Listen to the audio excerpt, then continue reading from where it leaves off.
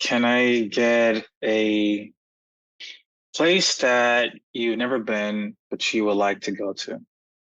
Australia. Australia. So, in this, we will see four best friends going to Australia to have the time of their lives, to go see nature, go party, have a good time. But something happens where they're unable to go back home. Now they're stuck in this random country. How are they going to figure it out? Will they have to fight kangaroos? Oh my gosh.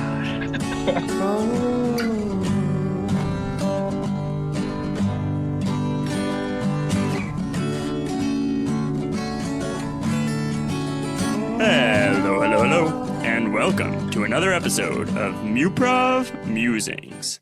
This is episode 48. I'm one of your hosts, Hal Munger, and joining me now on the line after a small hiatus is the person who is still your other co-host, Julian Bernardo. Yeah, look, I was out in the outer realms. Maybe I was defeating, some sort of creature. Maybe I was learning new languages, or maybe I was doing nothing. Who knows? But I am back and I am here. And I gotta say, Hal, before we get into any of this episode, it's been a while. It's been a while we've been doing this podcast, right? Some sort of maybe landmark amount of time, no? Yeah, I gotta say, the weather and even the length of the day seems quite similar to the length of the day when we started doing this podcast. But I don't know anything about geography, so what does that mean? What does that mean? Oh, gosh. Well, I That's think the geographical answer would be that the Earth is in a similar location to where it was when we started doing this podcast, which, if I were to. wait. Actually, Hal, I'm gonna be real. I'm just gonna be so straight up with you. You're a wise and you're a smart person, but I don't know that you kind of majored in the right thing to tell me what that means that the weather and whatnot is the same as it was when we started. Uh, can I call an expert to tell us what that might mean? If you had like someone who literally studied the Earth, if you had some sort of Earth scientist here, maybe I would let you call an expert to answer that question. Well, Hal, it's good thing you have your eyes closed this whole time because I would like to introduce our guest, someone who was on Simps with us, did our college improv group, someone who is a very fun improviser and someone who embodies the super scene spirit. Welcome to the podcast, Ahmad. Hello, hello. Thank y'all so much for having me. And yes, I am the well-esteemed earth scientist. It seems like you guys are talking about this is your anniversary. So, wow, I'm very happy to be here on such an important milestone. And I'm happy to lend my expertise on the situation. Thanks for having me here. And thank you so much for coming. Ahmad, thank you for that. But Hal, I'm gonna have to bounce back to someone who maybe studied like English. What does that word mean? What does Because anniversary yeah, mean? yeah. Well, gosh, Julian, anniversary in its most common context has to do with like couples and how they mark Are the passage we? of Is that you and I. is that what that means, or what are I you think we're trying to say, using it Ahmad? in the more broad way of anyone who has been doing something for a period of years or 1 year. You mark that time. So this would be our 1 year anniversary, showing that the podcast has been going for 1 year. Oh Yeah. my, oh my God. Okay, guys, I'm sorry. I'm sorry about all that, but that's amazing. We've been doing this for a year. Yeah. That is crazy. And look, it's us three here talking right now, but we got to give a hearty and gratuitous thank you to anybody who listens to Muprov Musings, our silly little musings. And it's so fun to kick off this first year of doing Muprov Musings with a format that Hal and I watched very early on in our time improvising with our college group, and Ahmad performed in pretty early on. This is also just a wonderful, joyous, and a very like confidence imbuing format. Super scene. Yeah. But let's dive into the super guest that we have. Ahmad, can you give us a little bit of your background as an improviser? Any philosophy you might have, or the course that you've taken to get to where you are today? Yeah, of course. So I actually did not begin as an improviser. I began, okay, all the way back as an athlete. And then I became an actor the junior year of my high school, all the way through high school. Then I came to university. I was involved, and this is during the pandemic, so it was during the Zoom times. And I was doing some acting here and there, but I wanted to switch it up. And fortunately, I met another simp, Miranda. I'm not sure if we had her as a guest yet, but she's amazing, and she convinced me to I guess audition for Simps, and that's how I really got started into improv. And then for philosophy, I think improv is a life skill, and I can elaborate much more about that, but I do believe anybody and everybody should at least dabble in some form of improv, because everything we do in life really is improvised. Like you can't really plan for much. So Mm-hmm. That's great. mhm. Miranda's a valued former guest on this podcast, and it's so great that I think we have this nice little tapestry of knowing maybe older simps, people in the group who got us into doing improv at this level. Uh, do you think that, now having been improvising for a long time, like, do you think that your feelings on improv that you just said are something that you gained from the time that you've been doing it, or do you think that you like really quickly took to the kind of philosophy of it all? Yeah, I'll say I gained it actually over time, because I remember actually the very first time I did improv was when I was in high school, and we had like this little activity during like one of our rehearsals for acting. And I remember like it was such a fun thing to do. I was just, just on the spot, just having a good time. Like for me at the time, I thought it was more of a game. And I Mhm. feel like as I've done it more over the years, I feel like I realized the importance of how much it can really shape your mindset of how to like solve problems that are coming at you, like when you have no idea what to do, how to deal with very tough situations, how to like talk to other people when you're unsure about what to like. I just think it can help out in so many ways. So I feel like I've gained it over time, especially throughout the years when I've used it to my benefit and help other people as well. Yeah. Yeah. Yeah, I So think you're one of the most like confident people I know in terms of going up to random people and being able to start like a conversation and hit it off in any environment.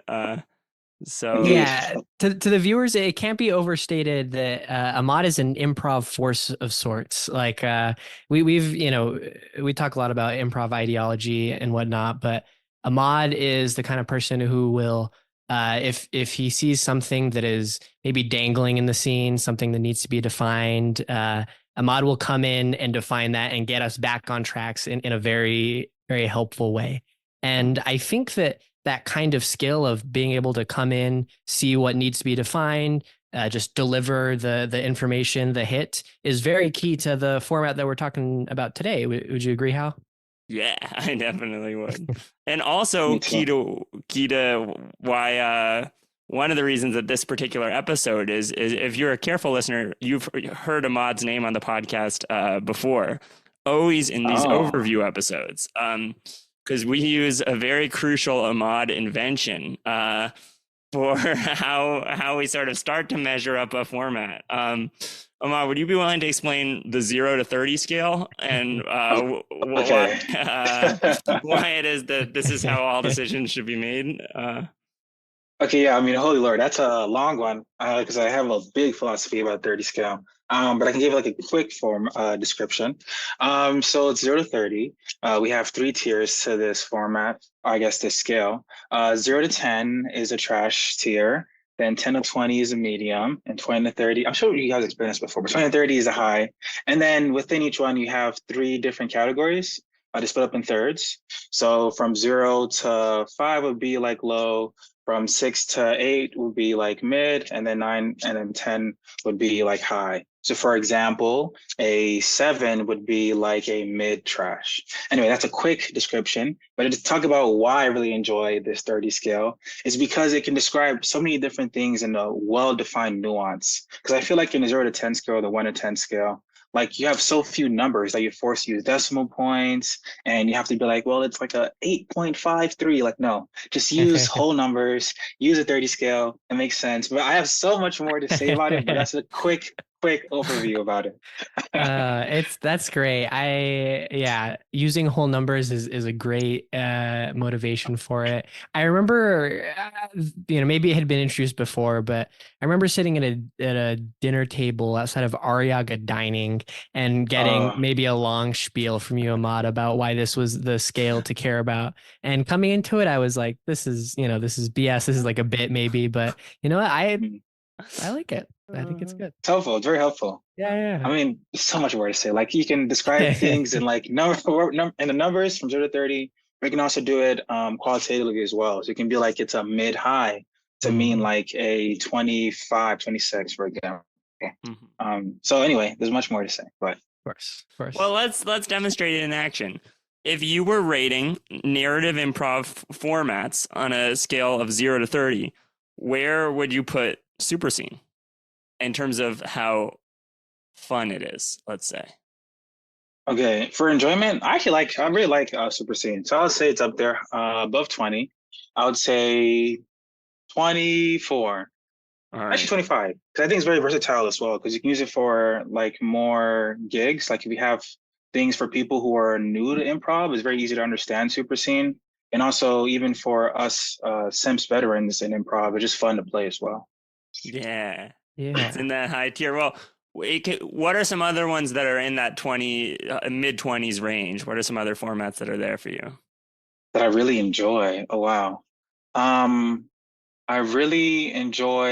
I know we talked about Lumiere's before, but it was a format where you have to like act out different objects. So, for example, we say a tree, you like be a tree as an improviser, and you act alongside that tree.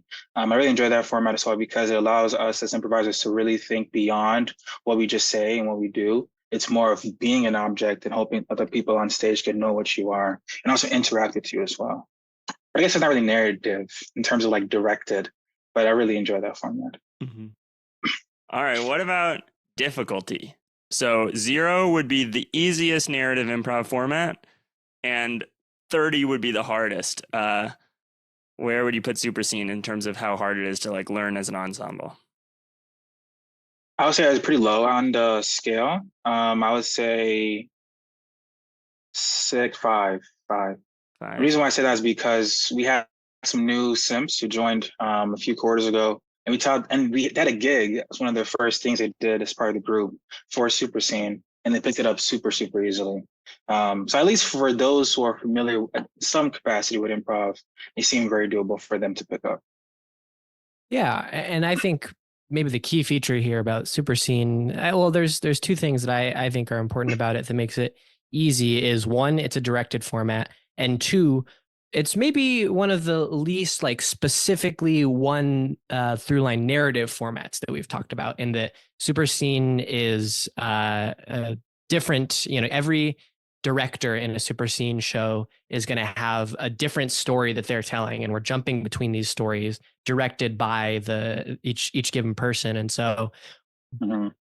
since there's direction, that's one thing that takes pressure off of people on stage to define everything, because the director is there to catch anything that gets missed. And then also in terms of switching, you're not having to, for example, play a protagonist throughout the whole show or even be in Yeah. a lot of different scenes. You can totally switch up if you feel like a certain scene is getting to be too much. So those are huge things that if you're listening and you're thinking like, why do super scene, especially if you're jiving hard with some of the narrative stuff that we've talked about, and you maybe want a smoother on ramp to it, I think super scene is a good idea. Mhm. There's Yeah, if no. I can add on. Oh, No, go on. oh, my bad, my bad. I was also gonna add as well.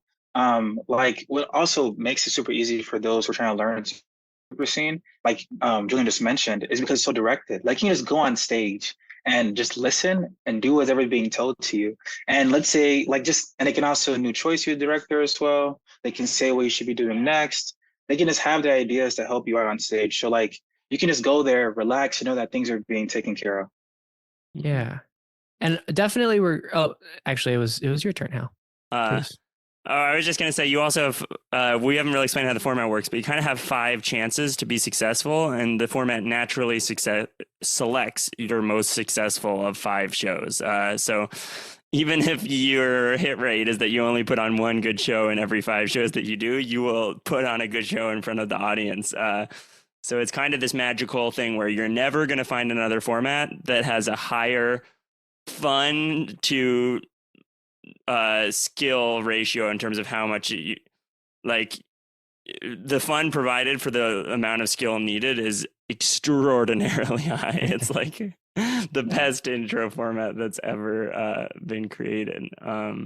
Let's talk about directing though, because this is like it's a very interesting thing, directing in improv, because there are ways in which it feels a little like, when you're learning improv, and if you've like there may be people who have been doing improv for a while who might find directing to be a kind of strange addition, because just to provide a baseline, when you're doing a super scene, you have all of the cast who is not the director for a given scene on deck to play the characters in the scene, but then the person who came up with the premise for the scene, like we did in the cold open, is there to feed lines, to say endow something that's going to happen next. One immediate thing that comes to mind that I'll pose to both of you is, how do you guys think about being a very hands-on director versus being a more hands-off director, and letting what happens flow naturally? Yeah. I think for me, I go either way. So for example, for shows that I'm more hands-on for, I have a very strong vision for what the show will look like. For Mm-hmm. example, I want this person to move there and say this thing and for this certain result. But certain times it can be quite hard to achieve your goal because at the end of the day, it's still improv, and the people on stage are the ones who are doing the stuff for your scene. So Mm-hmm. therefore, they have weight in what happens as well. So even if you might have this amazing grand vision, that might not always come into play. And of course, it's improv, so you have to accept that, move with it, and just go along with the flow. And then for more hands off, that helps a lot for newer members, especially. I remember talking to some of them last quarter, and they were telling me how the biggest thing they faced for SuperScene was being a director, because it can be kind of hard to think of what to do, and you have all this responsibility on your shoulders. And I told them a very nice way to deal with this is to be very hands off, to be like, hey, I have a scene about people in a restaurant. Take it away, guys, and just trust your teammates. They got it. Yeah. Yeah, I totally agree. I think that what we were all saying about super scene being easier to perform in because you have the director is kind of countered by it is a difficult skill to learn to direct your super scene, but it's one of the best formats that you can do to teach people in your group how to be directors. Mm-hmm. So especially if you're in an ensemble where people are taking turns sharing the role of coach or side coach for other formats, you do super scene at the start and everyone practices and they also develop their own taste of like, you know what, I actually have the most fun when I'm directing like horror stuff and I really want to try to do a whole format that's in that basis. Or like I know lots of people who didn't feel comfortable side coaching scenes, but then as a director they kind of learned it's almost the same skill where if the scene is going somewhere you have to quickly be able to insert yourself, get the information across, and then give the focus back without stopping the momentum of the scene. But as a director myself, I tend to be pretty hands off. Like Ahmad said, I'll start the scene somewhere, and then maybe 1 or 2 times throughout the scene, I'll give a little direction. But if I can avoid it, I'm like, this is the hard part. I want to. Yeah. I'll throw in and this should maybe be attached with like an asterisk, use at your own risk. But one piece of knowledge about directed improv that I remember getting from Lisa Rowland, that I don't know that I've ever truly employed because it's, you're going to hear and be like, oh, that's interesting, is that in a directed improv scene, as the people who are being directed, the non-directors in a given scene, you should feel at liberty to swing for the fences throughout the craziest hits, stuff that you wouldn't normally do and stuff that might just totally derail the scene in certain ways. And sometimes that can feel a little like gamey, a little bit like this should be in a more short form show. But I think that it's all this to say that if you are someone who's hearing this and saying, okay, well, I think we can actually just improvise without a director. We don't need this. It feels a little bit like a crutch or something. I think that using the directedness as a way to make it even harder for yourself can be something exciting for you. And to clarify, what Julian is saying is that you can throw out the craziest thing in scene, and then the director will be like, "Nope, stop, rewind," and then go from before that. And that's something that probably brings up like the norms of how you direct should be either directly or indirectly kind of fostered within the group before any show is put on. I could imagine if there's a mismatch of ideas on how you direct, there could be some, kind of hurt feelings if someone's just like, no, I don't like your voice, do a different voice or something, right? Like you need to get on the same vibe as an ensemble on what directing looks like. But if you want to experiment with that kind of directing to rein in crazy hits, I would love to do that at some point. Yeah, I would plus one this actually. The reason why I say that is because I think that sometimes as you do improv over time, you get a bit stuck in the same habits like anybody would in whatever task they're doing. And I feel like SuperScene is a great way to like learn and try something new because you can trust your director to like help guide you. You never know what works until you try it.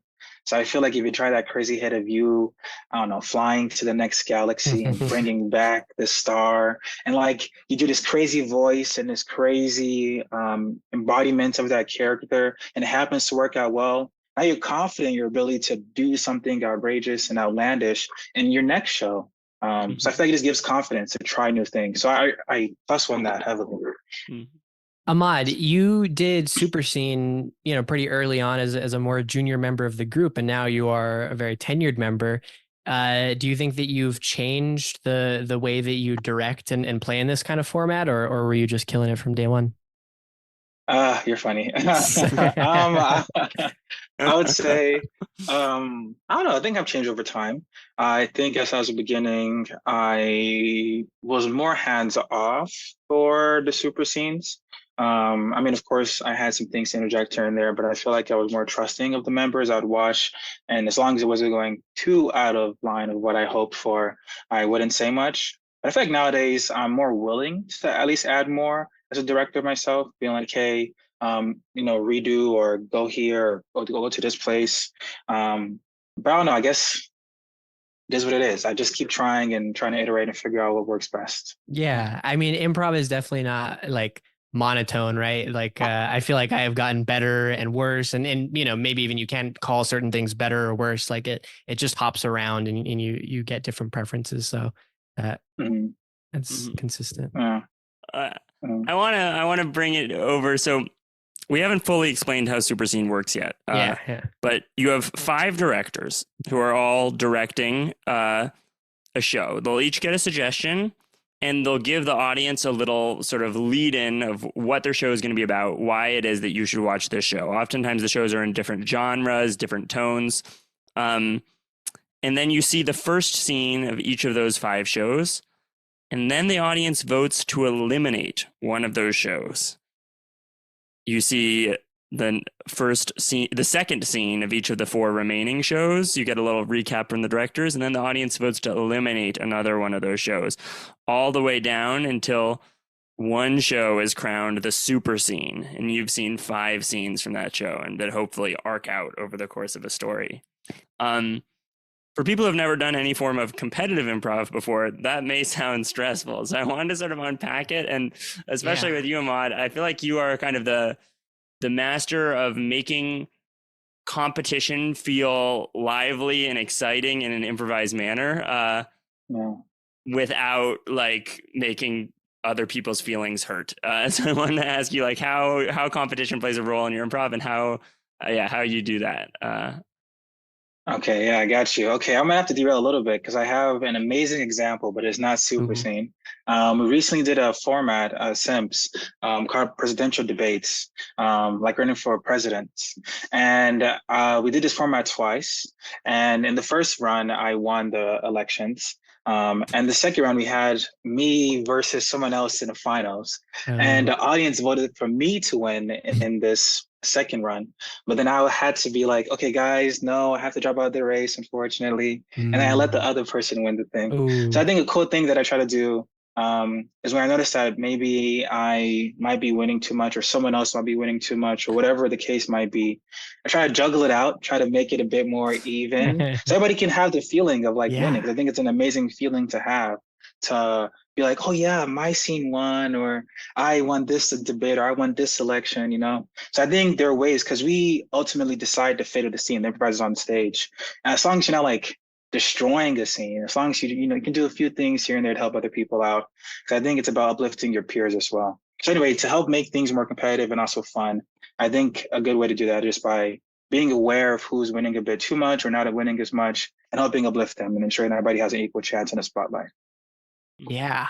Oh, that's such a real thing because I'm reminded of while we're off of SuperScene for a moment. I don't know that we'll ever do this format, but one of the formats that we used to do was Bachelor, and Oh, that's one where it's like you know people kind of get eliminated in a certain way that it's not as directly competitive improv, and I think one of like the most fun moves that I feel like I've had in a Bachelor was something similar to what you described, where yeah, it's such a gracious gift to give to another improviser if you feel like you've been having so much fun in a show, if you've been getting a lot of love from the audience to graciously, yeah, just pass it on to somebody else. Cause it's also in line with, I think, the Muprov of it all, where people upon initially hearing this will often be like, "Oh, no, no, no, don't do it. Don't leave. You know, we yeah, love you. yeah, But it creates a whole different feel that I think is good and I think is in line with the Muprov.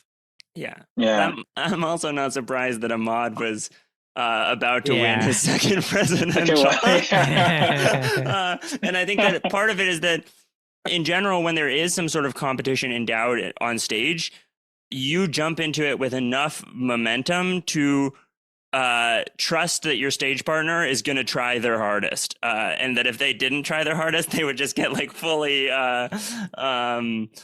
defeated in the fight. And I think that yeah, that is an awesome attitude that has changed the way I improvise in every format. And realizing that you can have these sort of genuine conflicts on stage where if anything were to really happen, you would pivot and help the other person win. But in the meantime, you're able to both be trying as hard as you can. The audience is like, whoa. yeah. You gotta really commit, you know. I know what you're saying. Like for example, like even in fight scenes, you gotta really commit. Like I'm down to like throw a crazy punch and then jump back and go crazy. You know, it's just all about making sure you're really in the moment. So it feels like you're really because you can feel the emotion when you're really trying to do something. Like for example, if you're in a fight scene and I'm really feeling like I'm fighting someone, like then you can actually see me as an actor go crazy and the emotions that I'm feeling and how I'm acting. So I would agree. I Mm. think committing is a very important thing. Strong opinions lightly Completely. held. Yeah. Yeah. Exactly. Yeah. And how does that work also with like kind of persona? Because I think the one another thing we haven't mentioned that's different from other directed improv is I feel like super scene directors often have some sort of like they're often a character where you're playing a Oh yeah. character who's really like I love directing horror films and I've directed 17 and this is why mine will. So, how do you go about building up your persona and making the audience like trust you as a director and want more of what you're directing? Yeah, you got to believe in what you're doing. I think that even if you go on stage for your directed format and you do not have an idea of what you want to do, you just have to go up there with confidence. And in fact, that confidence can help figure out who you are as a director. So an example could be like, let's say you're going to be, your format's a grocery store. You have to walk in there like the best grocery store owner there is. You have to believe you're really that guy. And in the way you act and the way you move and the way you speak, then exudes that confidence, then therefore you now feel more confident to like be a good director, also show the audience that you know what you're doing, show the audience that your scene is the one to vote for, your scene is the one to cheer for, and that this scene is the one to see. So I think really it goes on to confidence because some people have the greatest ideas in the world and it might be so fun to play and might be so fun to watch. But if you're unsure about what's happening and the director isn't the most confident, it can be kind of hard to for the audience to, pick that up. So yeah. Yeah. I remember Yeah, and I think it can come in different ways. So like sometimes it is just this sort of baseline director who's like a little bit genreified from their specific scene, but whose main thing is just that they're super into the scene that they have and they're super confident about it. But you can take it different ways. I remember the first super scene I saw, not being a part of the group, one of the players, the super scene was about, and I think it got eliminated like immediately, but the super scene was about like a submarine like story or something that had happened, and the player who was doing that adopted like the old sea captain persona. So for a lot of people, I think like there's different things that make you feel confident on stage, and leaning into like very hard a character, a period character, anything like that can be a good way to try to find that confidence. But the nugget of truth is still there, that I think if you don't genuinely like want your scene to go on and at least like really commit to wanting your scene to keep going, the audience is not going to either. So Yeah. yeah, you have to be the first to believe that. And the other Yeah, I little would agree. crucial bit of, let's say you are Ahmad and you've won the super scene 2 nights in a row and it's the third night and you're in the finals. One thing that is amazing about super scene is you will be directing your scene, but you will probably be playing a character in the scene you're competing with. So that's where the competition isn't like really real, and that Ahmad could just be an amazing character in the other scene and just overpower his own scene that he was directing. So when your scene in The Bachelor or something, if you get eliminated, you feel like, oh, did I play an interesting enough character? It like actually feels kind of like more of a competition. Whereas in super scene, if you get eliminated as a director, you're like, well, I'm just doing a great job improvising in the other scenes. And if you get eliminated as an improviser, you're like, well, I'm just doing a great job directing. Yeah. You always win. You always win. Yeah. A nice little button when you do get eliminated is you can choose how to play it, right? But I think like a default way to play it is like, you guys, if you made the wrong choice, if you continued to vote for this scene, you would have seen the submarine sea captain swim and meet a shark and become a shark father, yada, yada, yada. So playing, continuing to play into the like, oh, you missed out thing, even when you quote unquote die in the super scene is still nice. Yeah. Even to add on too, like also playing into the audience as well, because the audience is there. You can play with them. You can Yeah. be like, guys, you guys like this and this and this. We're gonna do this again in the next scene. And you guys would cheer even louder. Like you can play into the audience. You can figure out your way to crowd management and gain more applause for your scenes. Mm-hmm. Yeah. So it's cool. I'm a big fan. Yeah, and the audience gets really involved because they have the scene that they're cheering for, that they're trying to get on to the Indeed. next. So Yeah, this reminds. Oh, go ahead. No. I was You gonna were add. reminded. Yeah, I was reminded of one of my first ones.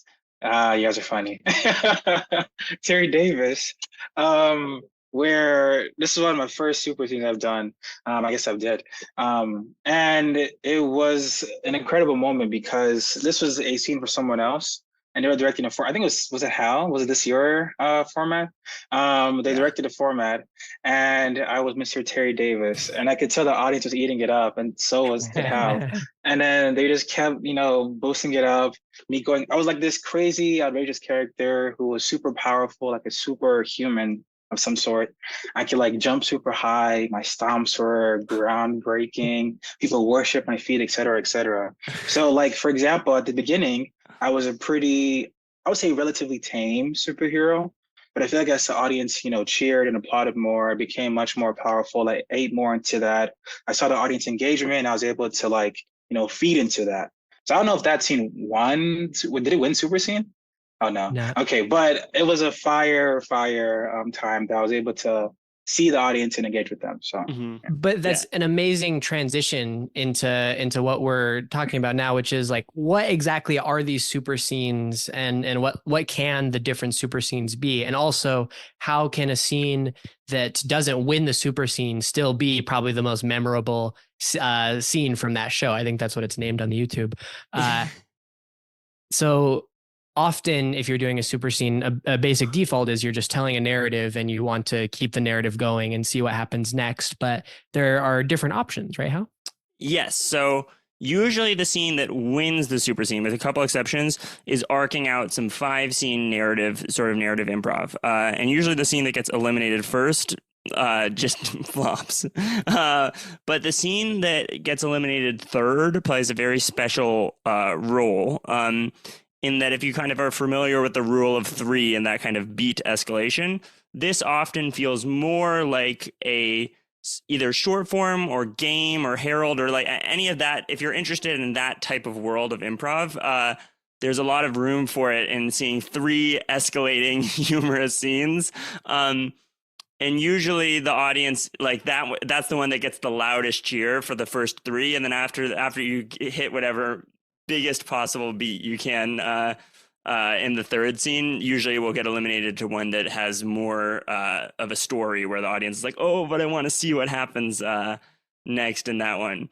But yeah, the Terry Davis show was very much defined by its 3-beat runner of like, how much can we escalate this? Like, there was the funkiest music whenever you came out, and you were just saving the world in such an amazing way that I think we should talk like very literally about what happened in Terry Davis to kind of explain what we're talking about here. But in order to make it make more sense, Hal, if you agree, I think I would briefly run through the coffee runner, if you remember that from when we watched a super scene. So a good example of this is early on when we watched a super scene.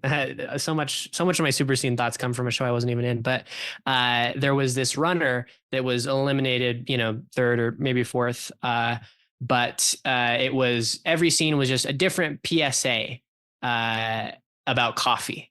And so the first one, I'm forgetting all the details, but it was an increasing escalation of, oh, this is why coffee is bad. So maybe you drink coffee and you're, really mean or psyched out. And then you drink coffee and you grow to the size of a building. And then you drink coffee. And then I think the whole world exploded, or there was a nuclear bomb or something. So that's what we mean by more standard kind of sketch comedy style escalation bits. But that sets the stage for Terry Davis was so good. What was the premise, Hal? Was it not like just a super boring world? I think the original premise was that there was I definitely set people up in a high school, and I said it was going to involve the coolest person maybe that you'd ever seen or something like that. Yeah. And all I remember is that Ahmad, the second he heard the coolest person, jumps up and then I made it so that the person was going to come through the doors, and Ahmad goes, oh, wait, and he switched characters and ran around back through the doors. Because he's like, no, I got to be the coolest person. And he walks through the doors, and it was just, this music starts playing, and he has this walk, and everyone was just like, pure adoration, just asking him for autographs and making him dance and sing, and he was getting everyone to dance and sing with him. And it was just like, from then on, everyone was just so locked in on just the joy and fun of like, this is the most powerful, cool person who's ever existed. It was a great moment of discovery. I believe I was in the because I think I endowed the name, and it was just this thing where that little like kind of kerfuffle of like, oh, you wanted to be the person happened, and I think we're all just like a little bit delighted by that. And I think on stage we just had this big reaction of like, it's Terry Davis, and that was like a natural discovery, classic improv style, just like, oh, let's react big to it. And the audience really took to it, and you I think took that energy and embodied someone who people would react like that toward. And I'm tapping on what happened in the second scene, but the second scene was the boring world. So we already knew that this was the Terry Davis story, and I just endowed a world that was extremely boring. And I see. All the other characters jumped on, and they were like talking about the weather and taxes, and there was maybe like 2 minutes of this like scene that was like the most boring possible scene, and then like a rope came down from the ceiling, and Ahmad like descended from the rope and was like, oh, wait, I'm gonna make your life interesting. And I don't remember how you did it, how you made their lives interesting, but all I remember is that it was just like I think you Yeah, maybe at some point you definitely taught some of us how to dance, and indeed. uh We had a dancing, yeah.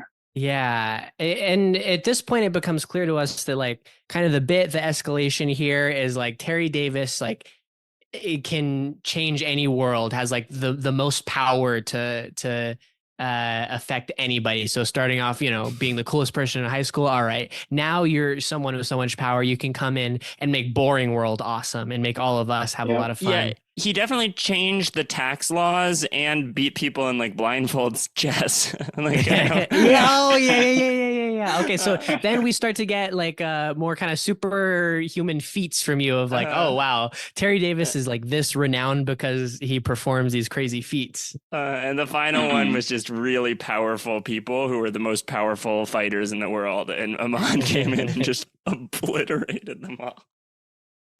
Yeah. He erupted out of a That's fun. volcano. Yeah. And what's crazy about that is that I hear about it to this day. Like, people who see me, they're like, "Wait, you're that Terry Davis guy?" And I'm like, "Oh, goodness, guys." It's That's um, amazing. Uh, yeah, yeah. but it's fun. It's fun. So, that's so. And that's an example of the kind of runner scene that you can have that it does not have to be narrative. There was no narrative around Terry Davis. It was just vignettes of what would happen in Terry Davis's life with increasing escalation. So that's something that I really like about SuperScene, in that you do get the freedom to be able to explore some of the non-narrative formats, especially if mhm. most of your scenes are kind of intended to be narratives. Right there. Yeah.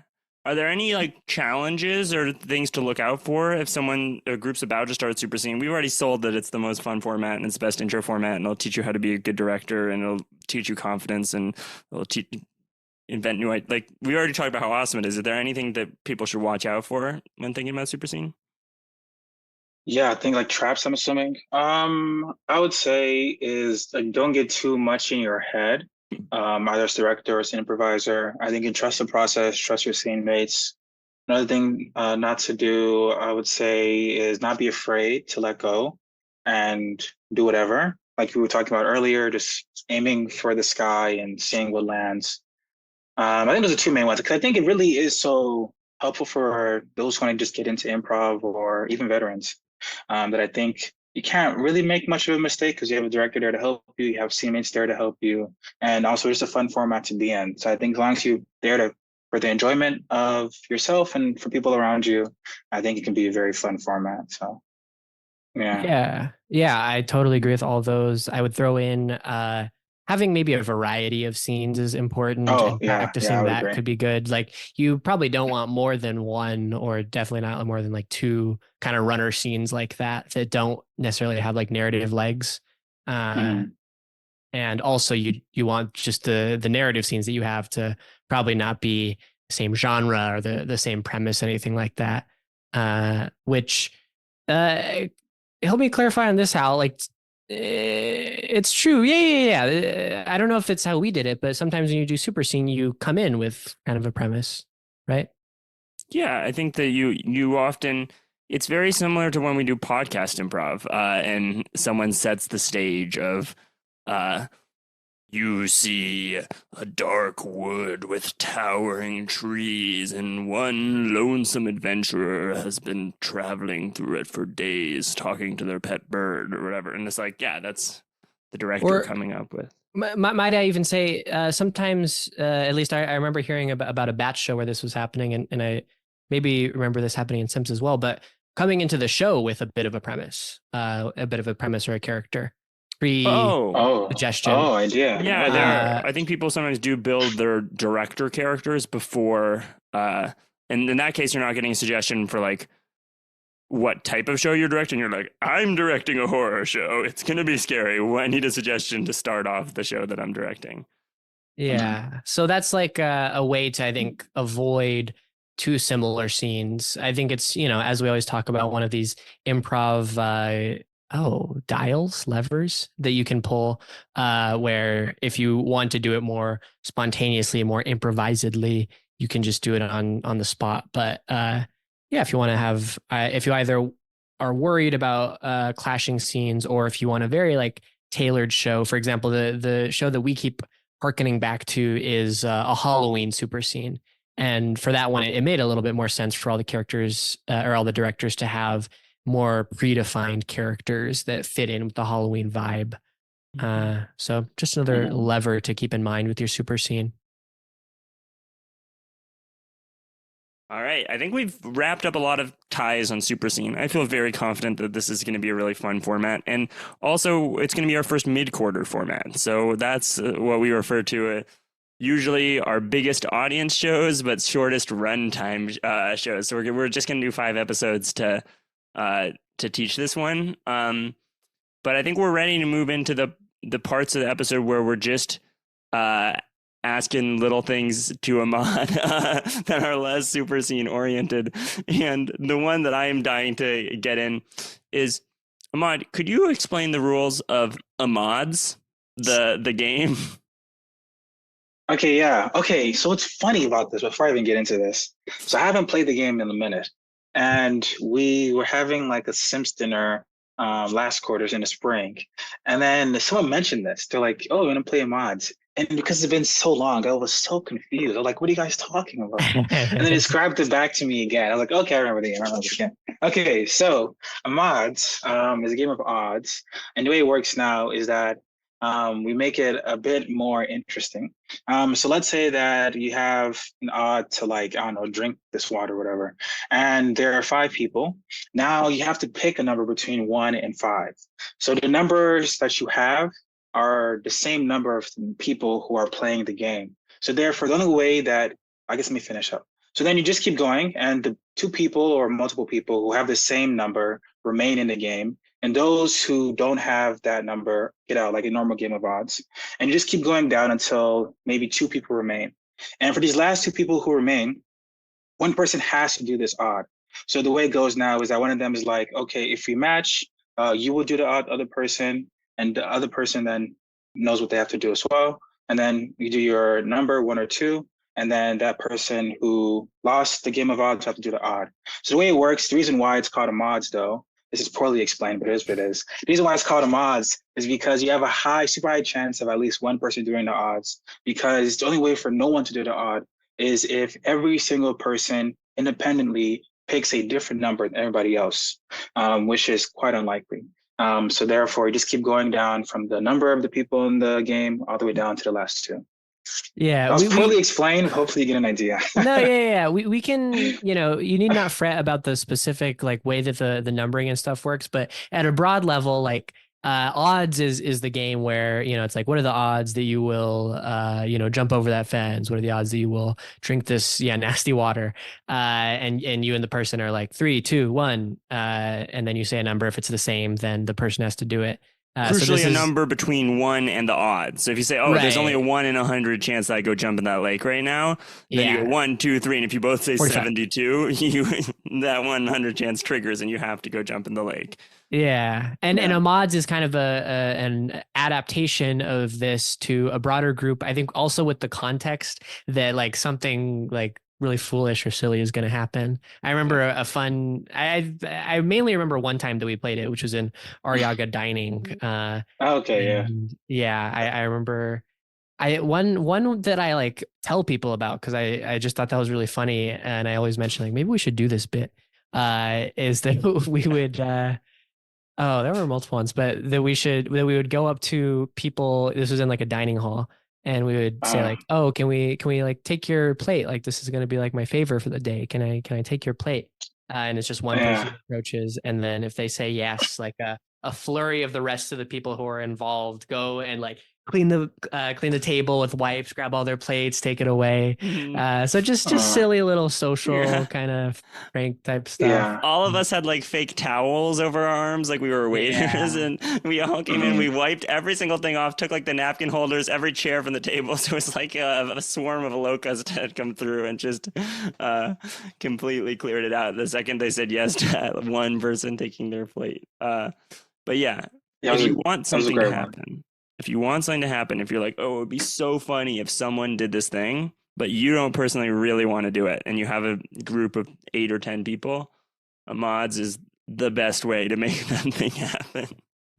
I would agree. One that comes to mind, especially for Ahmad's, is I don't know if you were the one who lost this there, Julian, but it was when we were in EVGR, and there was like this baby seat, like the Ah, tall that ones and the video. baby. We have a video. Okay, I did not know this. It was a game of who would sit in the seat, or at least try to get in the seat, and then walk around this dining hall. And it was, I think it was between me and you, Julian. We're the last two remaining. And holy, I really did not want to do it. And I fortunately got out of it. And Julian had to walk around the dining hall with a little baby seat. Yeah. So yes, Yeah. I think the game is amazing because especially if you're like the last person, you don't want to do it and it's just hard, you know. You gotta do what you gotta do. So You gotta do what you gotta And do. in a certain way, well, I'll first say that this was like a semi small room, and yeah, I think I was to like stand in this like baby seat and like do a loop around the whole room. I think maybe whining like a baby or something. And I remember being uh-huh. quite embarrassed because I love improv on Yeah. the stage, but those people didn't sign up for that. Uh, Yeah. and in a certain way, Ahmad's is its own super scene, right? You're getting Yeah. people eliminated, Uh-huh. but the winner maybe isn't the winner. I don't know. Yeah. That's It's That's bars right there. I think it's maybe the most fun possible game to play in a group, in a large group, in a public setting. I would agree. I One would question I want to get into, Ahmad, before we ask our state mandated question that we always ask, is it's been a while. What have been some of your improv highlights since we've last crossed? Yeah, I guess improv highlights. I think one of them was the election Yeah. for presidents. That show. The reason why, because we did a lot of publicity, and this was around Democracy Day as well on campus. Uh, So they had an event where we performed our second round of shows during this Democracy Day event. It was a nice way for us to, get involved with that while also publicizing improv. Another cool thing we did as well was that we performed for a bunch of, I believe it was admits during admit weekend, in Frost Amphitheater, Ooh. on that big stage, man. and was it It was good? pretty, I don't know, gang. I don't know. Yeah, It was interesting. yeah, Yeah. I don't want to diss nobody, but Sure. because it's a team sport. You take it out It's a together. We team take it out sport. together. It's a hard venue that one. Were Yeah. you in the one that we did Yeah, I was before? in it, bro.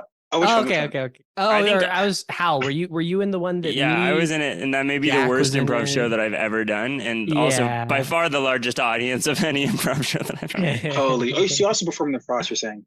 Yeah, Yeah. for admin weekend. Okay, But we had five okay, people nice, and they nice. had three microphones. We were all kind of handing it Oh, back yeah. and forth. And every Oh maybe like wow. 2 minutes, they would dismiss a giant group of freshmen. Oh So my the scene would get cut off every 2 minutes. To and they'd goodness, be like man. roll calling, trying to get the group to leave. And then they'd be like, okay, go back to the scene. Oh my. Was this 2019? What year was this? Yeah, it Yeah, must have been 2019. Okay, Yeah. holy. Yeah, ours was crazy. I mean, it wasn't huge, but it was fun. It was like a 15-minute, I believe, approximately. We all had mics, fortunately, but there were handheld mics. And then we were horses. We were Oh. just horses. We were racing. There was like an allegation of doping. It was crazy.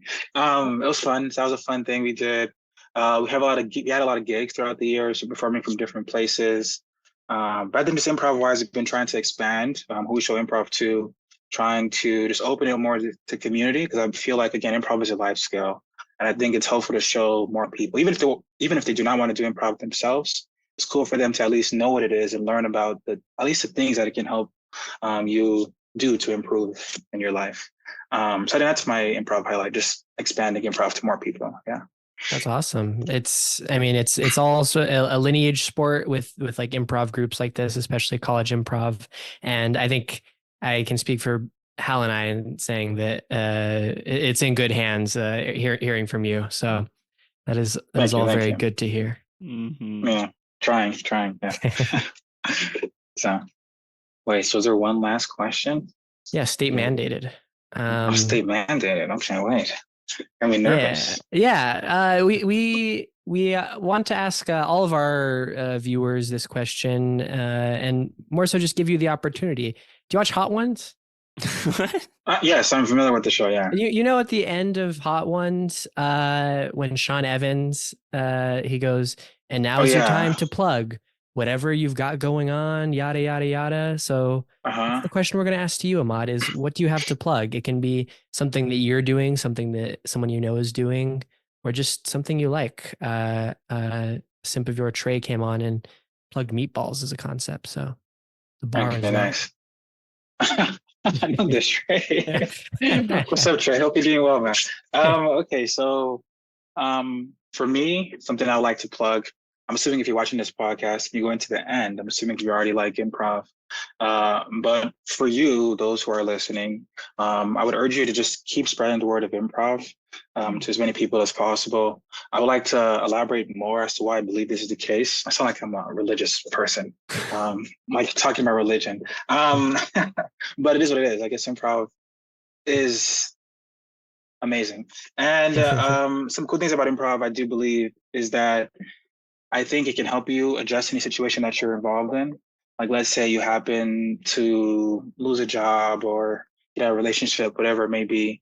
I think improv can really help you figure out the proper mindset, the way to address these issues, how to move on, how to read the room, how to talk to other people, how to be present and being able to listen when other people are talking to you, which I think is very, very important nowadays because people are not listening as much. At least I've noticed.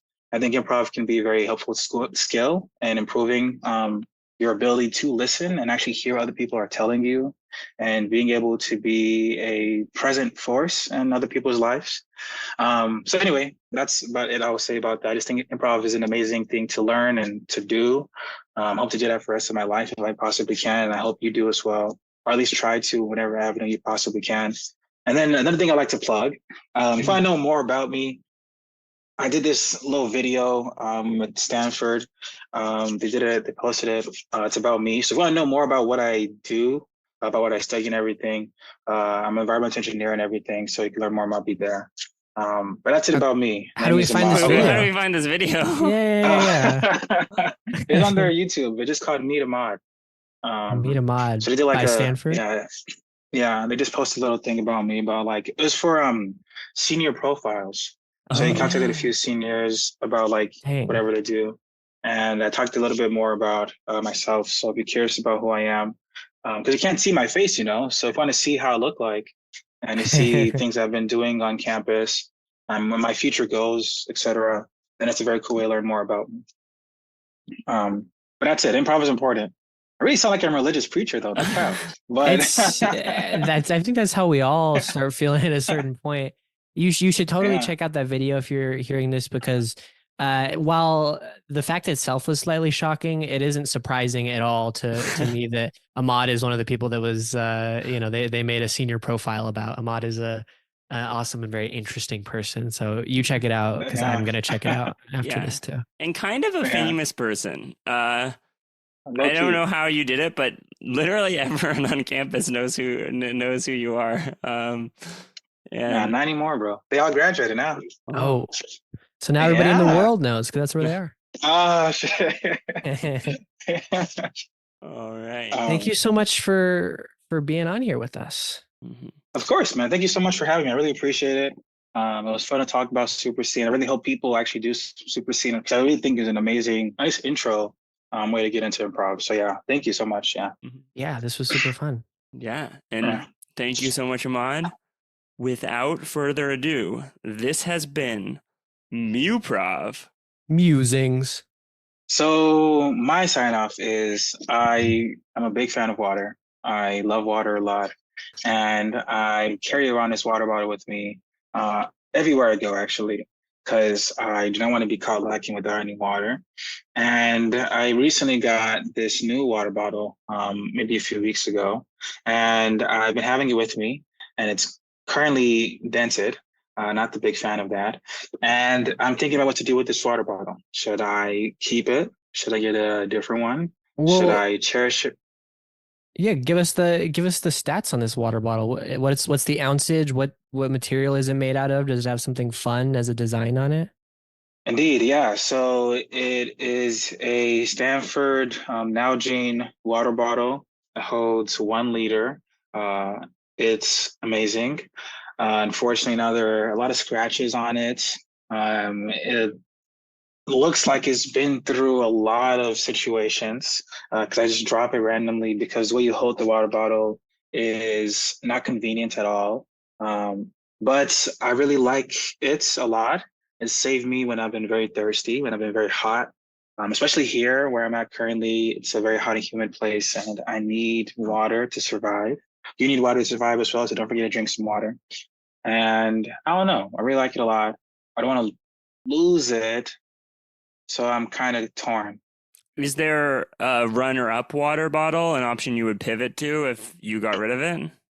Yes, I do. I mean, I really want to get like a actually high quality water bottle because this bottle I got for free. Shout out to the professor who gave it to me.